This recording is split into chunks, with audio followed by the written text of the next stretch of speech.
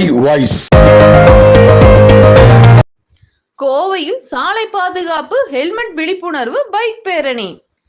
சாலை பாதுகாப்பு மற்றும் ஹெல்மெட் அணிவதன் முக்கியத்துவம் குறித்த விழிப்புணர்வை கோவை மக்களிடம் ஏற்படுத்த மாபெரும் பைக் பேரணி நிகழ்வை ஆனமலைஸ் நிறுவனம் மற்றும் உயிர் அறக்கட்டளை இணைந்து கோயம்புத்தூர் விழா 2024 ஒரு அங்கமாக பைக் பேரணி நிகழ்ச்சியை நடத்தினர்.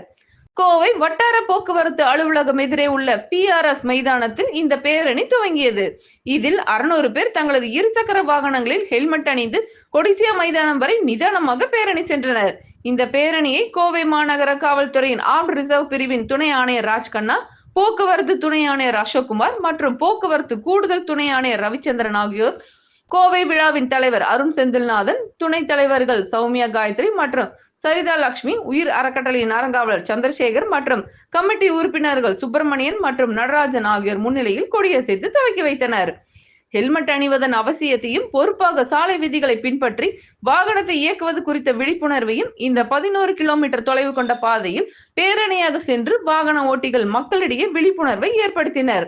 இளைஞர்கள் சாலைகளில் செல்லும் பொழுது பொறுப்புடன் வாகனத்தை இயக்கி அவர்களுக்கும் பிறருக்கும் பாதுகாப்பான சூழலை சாலைகளில் ஏற்படுத்த வேண்டும் என்று அவர் கேட்டுக்கொண்டார்.